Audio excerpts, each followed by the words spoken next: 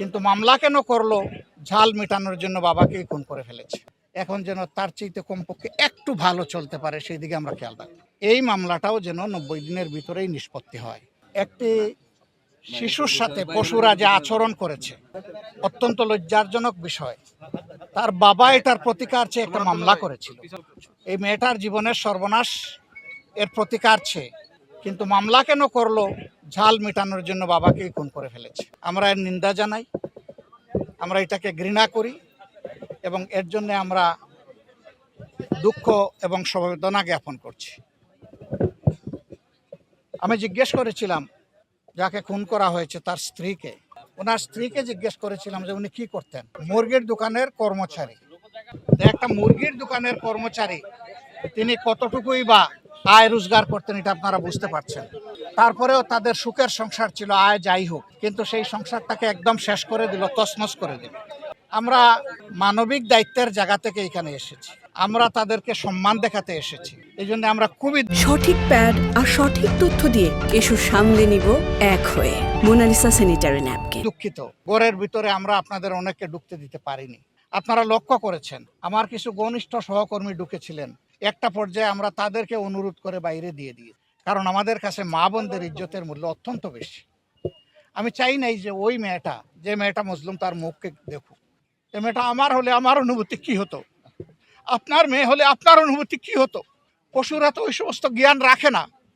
এদেরকে আল্লাহর কোরআনের ভাষায় বলা হয়েছে বালহুম আদাল্লু, এরা পশুর চেয়ে নিকৃষ্ট।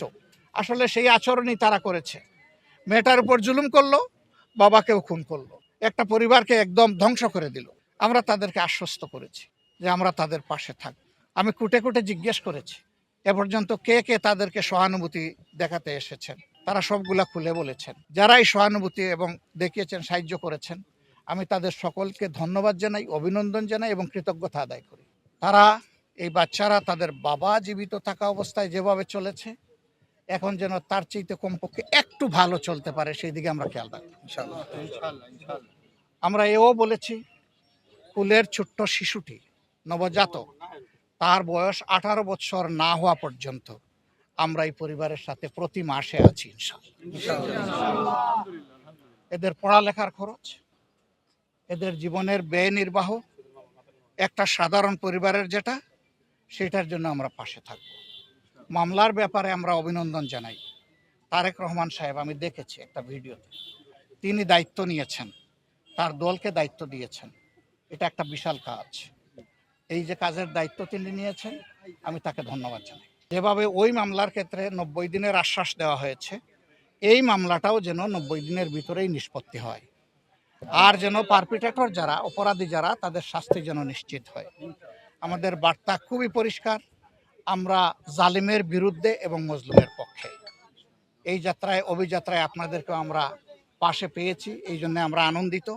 আমাদের বক্তব্যগুলো আপনারা জাতি এবং বিশ্ববাসীর কাছে তুলে ধরবেন, তাহলে মজলুম মানবতা ইনশাআল্লাহ আগামীতে রাস্তা পেয়ে যাবে মুক্তির।